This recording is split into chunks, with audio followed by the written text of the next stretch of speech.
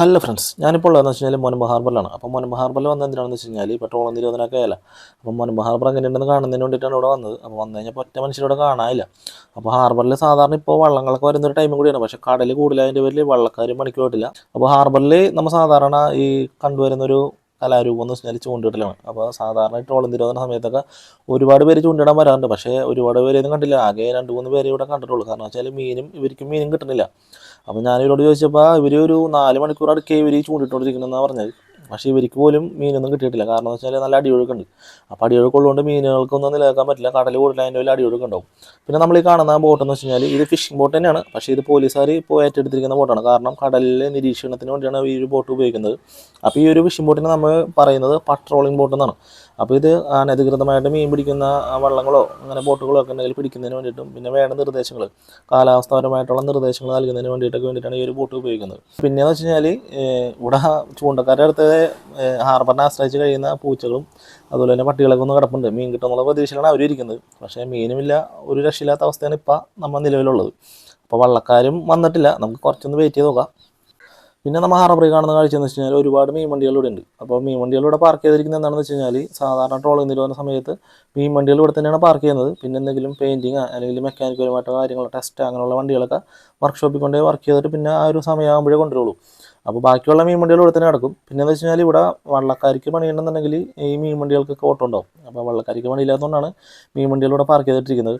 പിന്നെ കഴിഞ്ഞ ദിവസം കാറ്റിനും മഴയത്തും ആ റൈറ്റ് സൈഡിൽ ആ ബോക്സ് ഒക്കെ ഇരിക്കുന്ന ഭാഗത്ത് മരം വീണിട്ട് 3-4 വണ്ടികൾ കംപ്ലൈൻ്റ് ആയി പോയിട്ടുണ്ടായിരുന്നു. അപ്പോൾ അതുകൊണ്ട് കുറച്ച് വണ്ടികളൊക്കെ അവിടെ നിന്ന് മാറ്റി വിട്ടിട്ടുണ്ട്. അപ്പോൾ അതുകൊണ്ടാണ് റൈറ്റ് സൈഡിൽ വണ്ടികൾ കുറവായിട്ട് കാണുന്നത്. നിലവിൽ 3 പ്ലാറ്റ്ഫോമാണ് നമ്മുടെ മുനമ്പ് ഹാർബറിലുള്ളത്. അപ്പോൾ ഈ 3 പ്ലാറ്റ്ഫോം എന്തിനാണ് നിലനിൽക്കുന്നതെന്ന് വെച്ച് കഴിഞ്ഞാൽ ഇപ്പോൾ നമുക്ക് ഏത് മീൻ കൊണ്ടുവന്നു കഴിഞ്ഞാലും ഈ 3 പ്ലാറ്റ്ഫോമിൽ ഏതെങ്കിലും ഇട്ട് വിൽക്കാൻ പറ്റില്ല. കാരണം എന്ന് വെച്ച് കഴിഞ്ഞാൽ ഓരോ മീനുകൾക്കും പ്രത്യേകം പ്ലാറ്റ്ഫോമാണ് നമ്മുടെ സെറ്റ് ചെയ്തിരിക്കുന്നത്. അപ്പോൾ ഈ കാണുന്ന പ്ലാറ്റ്ഫോം എന്ന് വെച്ചാൽ 1ാമത്തെ പ്ലാറ്റ്ഫോമാണ്. അപ്പോൾ ഇവിടെ നമ്മൾ വിൽക്കുന്ന മീനുകളെന്ന് വെച്ച് കഴിഞ്ഞാൽ അയില, ചാള, പിന്നെ അതുപോലെ തന്നെ വറ്റ, ഉൽവച്ചി, അതുപോലെ തന്നെ കണവ, കൂന്തൽ അങ്ങനെയുള്ള മീനുകളൊക്കെയാണ് ഇവിടെ നമ്മൾ വിൽക്കുന്നത്. അപ്പോൾ ഇവിടെ വിറ്റ് ഇതാണ് കിഴക്കുവശം. ഇതിൻ്റെ കിഴക്കുവശത്തെ പ്ലാറ്റ്ഫോമാണ് നമ്മളിപ്പോൾ കണ്ടുകൊണ്ടിരിക്കുന്നത്. അപ്പോൾ ഇവിടെ വെക്കുന്ന മീനുകളാണ് ഈ പറയുന്നത്. അപ്പോൾ വേറെ കുറേ മീനുകളുണ്ട്. അപ്പോൾ എല്ലാ മീനുകളുടെ പേരുകൾ പറയുന്നില്ല. വലിയ മീനുകളൊന്നും ഇവിടെ ഇല്ല. ഒരുവിധം ഇടത്തരം മീനുകളൊക്കെ ഇവിടെ വിൽക്കുന്നത്. ഇപ്പോൾ ഈ കാണുന്ന പ്ലാറ്റ്ഫോം എന്ന് വെച്ച് കഴിഞ്ഞാൽ 2ാമത്തെ പ്ലാറ്റ്ഫോമാണ്. അപ്പോൾ ഈ പ്ലാറ്റ്ഫോമിൽ നമ്മൾ വിൽക്കുന്ന മീനുകൾ എന്ന് വെച്ച് കഴിഞ്ഞാൽ ഈ നമ്മൾ ഉപയോഗിക്കാത്ത മോശമായ മീനുകൾ, ഇപ്പോൾ ഐസ് ഇല്ലാതെ കിടക്കുന്ന മത്സ്യങ്ങൾ, അപ്പോൾ അതൊക്കെ പൊടിക്കുന്നതിന് വേണ്ടിയിട്ടാണ് ഇവിടെ സെറ്റ് ചെയ്യുന്നത്. അപ്പോൾ ഇതാണ് 2ാമത്തെ പ്ലാറ്റ്ഫോം. അപ്പോൾ ഇത് 3ാമത്തെ പ്ലാറ്റ്ഫോം. അപ്പോൾ ഈ പ്ലാറ്റ്ഫോമിൽ വിൽക്കുന്ന മീനുകൾ എന്താണെന്ന് വെച്ച് കഴിഞ്ഞാൽ വലിയ മീനുകൾ, ഈ വലിയ കേര, അതുപോലെ തന്നെ ഓലക്കൊടിയൻ, പിന്നെ അതുപോലെ തന്നെ നെയ്മീൻ, അതുപോലെയുള്ള വലിയ മീനുകളാണ് ഇവിടെ വിൽക്കുന്നത്. പിന്നെ അതുപോലെ തന്നെ ഇവിടെ ഈ ഏരിയയിൽ കംപ്ലീറ്റ് വള്ളങ്ങളും ചെറുവള്ളങ്ങൾ, വഞ്ചികളും ബോട്ടുകളൊക്കെയാണ് ഇവിടെ പിടിക്കുന്നത്. പിന്നെയെന്ന് വെച്ച് കഴിഞ്ഞാൽ നമ്മൾ ഇവിടെ മീനുകളൊക്കെ നമ്മൾ എടുത്തിട്ട് ഞാൻ ഇവിടെ വർക്ക് ചെയ്യുന്നുണ്ട്. അപ്പോൾ നമ്മുടെ ഈ ആ ഭാഗത്താണ് മീനുകളൊക്കെ സെറ്റ് ചെയ്യുന്നത്. അപ്പോൾ അവിടെ നിന്ന് എടുക്കും. പിന്നെ ഇങ്ങോട്ടൊക്കെ ഉണ്ട്. അപ്പോൾ ചില മീനുകൾ ഇങ്ങനെ ലേലം വിളിച്ച് കറിക്ക് വേണ്ടിയിട്ട് മീൻ വിൽക്കുന്നതിന് വേണ്ടിയിട്ട് ഇവിടെ കൊണ്ടുപോയിടാറുണ്ട്. അപ്പോൾ നമ്മുടെ വണ്ടികൾ ഇങ്ങനെ കിടക്കണം കേട്ടോ. അപ്പോൾ ഇവിടുന്ന് നമ്മൾ മീനെടുത്തിട്ട് നമ്മുടെ വണ്ടികൾ കയറ്റിയിട്ട് നമ്മൾ കൊണ്ടുപോയി വിൽക്കും. അപ്പോൾ അങ്ങനെയാണ് ഇവിടുത്തെ കാര്യങ്ങൾ മുന്നോട്ട് പോയിക്കൊണ്ടിരിക്കുന്നത്. നമ്മൾ കുറച്ച് നേരം വെയിറ്റ് ചെയ്ത് കഴിഞ്ഞപ്പോൾ 2-3 വള്ളങ്ങളൊക്കെ ഇവിടെ പിടിച്ചിട്ടുണ്ട്, ഹാർബറിൽ പിടിച്ചിട്ടുണ്ട്. അപ്പോൾ ഹാർബറിൽ പിടിച്ച് ചില വള്ളങ്ങളൊക്കെ വലകൾ നന്നാക്കുകയും കാര്യങ്ങളൊക്കെ ചെയ്യണം. അപ്പോൾ ഞാനിപ്പോൾ ഈ ഒരു വരുന്ന വള്ളത്തിൽ വന്ന് അവർ കരക്കടുപ്പിച്ച് കാര്യങ്ങളൊക്കെ കഴിഞ്ഞപ്പോൾ ഞാൻ അവരോട് ചോദിച്ച്, ചേട്ടാ മീൻ എന്തെങ്കിലും ഉണ്ടാകുന്ന ചോദിച്ചപ്പോൾ അവർ പറഞ്ഞാൽ മീനൊന്നുമില്ല മോനെ, കടലിൽ പോയിട്ട് വന്ന വഴിയാണ്, ഒരു മീൻ പോലും ഇല്ലെന്നാണ് അവർ പറഞ്ഞത്. അപ്പോൾ ഈ വള്ളത്തിലെന്ന് വെച്ച് കഴിഞ്ഞാൽ പണിക്കാർ വലയും കാര്യങ്ങളൊക്കെ റെഡിയാക്കുന്നുണ്ട് പോകുന്നതിന് വേണ്ടിയിട്ട്. അപ്പോൾ കാലാവസ്ഥ ഇതുവരെ നമുക്ക് പ്രതികൂലമായിരുന്നു. അപ്പോൾ ഇപ്പോൾ അനുകൂലമായിട്ടുള്ള രീതിയിലാണ് മുന്നോട്ട് പോയിക്കൊണ്ടിരിക്കുന്നത്. അപ്പോൾ ആ ഒരു രീതിക്ക് പോകുന്നതിന് വേണ്ടിയിട്ട് ഒരു വലയും കാര്യങ്ങളൊക്കെ റെഡിയാക്കുന്നുണ്ട്. അപ്പോൾ തൊട്ടിപ്പുറം തന്നെ ഒരു വലിയ വള്ളമുണ്ട്. അപ്പോൾ വലിയ വള്ളത്തിൻ്റെ കാറ്ററായിട്ടാണ് മറ്റേ ചെറിയ വള്ളം നമ്മൾ കണ്ടത്. അപ്പോൾ അത് ഓരോ വള്ളത്തിനും ഓരോ ചെറിയ കാറ്റർ ഉണ്ടാവും. അപ്പോൾ ഈ ഒരു വള്ളത്തിലും വലകളൊക്കെ അവർ റെഡിയാക്കുന്നത് പ്രതീക്ഷയോടെ. ഇവർ മീനുകളൊന്നും കിട്ടാത്തൊരവസ്ഥയിലാണ് ഇവർ പോയിക്കൊണ്ടിരിക്കുന്നത്. കാരണം എന്ന് വെച്ചാൽ ഇവർ കടലിൽ പോയി കഴിഞ്ഞാൽ മീനൊന്നും കിട്ടിയില്ല എന്നുണ്ടെങ്കിൽ വളരെ നിരാശയാണ്. കാരണം വെച്ചാൽ അത്ര ഡീസലും കാര്യങ്ങളൊക്കെ ഇവർക്ക് ചിലവാണ്. 1 ലക്ഷം രൂപ അടുത്ത് ചിലവ് വരും. അപ്പോൾ ആ ഒരു ചിലവ് ഇവർക്ക് താങ്ങാനായിട്ട് പറ്റണമെന്നുണ്ടെങ്കിൽ നല്ല രീതിയിൽ മീൻ കിട്ടണം. അപ്പോൾ നല്ല രീതിയിൽ മീൻ കിട്ടിയാൽ മാത്രമേ അവർക്ക് ചെയ്യാൻ പറ്റുള്ളൂ.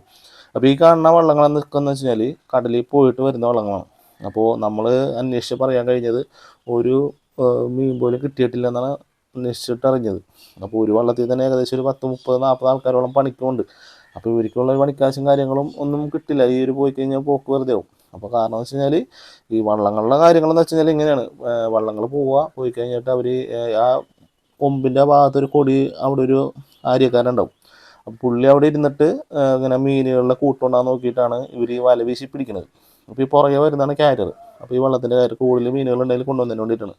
പിന്നെ നമ്മൾ ഹാർബറിൽ കണ്ടുവരുന്ന ഒരു വർക്ക് എന്ന് വെച്ച് കഴിഞ്ഞാൽ വലപ്പണിയാണ്.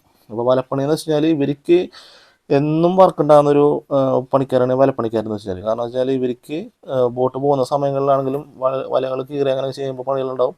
പിന്നെ ബോട്ട് നിരോധന സമയത്ത്, ട്രോളിംഗ് നിരോധന സമയത്താണെങ്കിലും ഇവർക്ക് വർക്ക് ഉണ്ടാവും. അപ്പോൾ ഇവർക്ക് ഈ വർക്ക് എന്ന് വെച്ച് കഴിഞ്ഞാൽ സ്ഥിരം ഉണ്ടാകുന്ന വർക്കാണ്. അപ്പോൾ വലപ്പണിക്കാർക്കാണ് എപ്പോഴും പണി ഉണ്ടാകുന്നത്.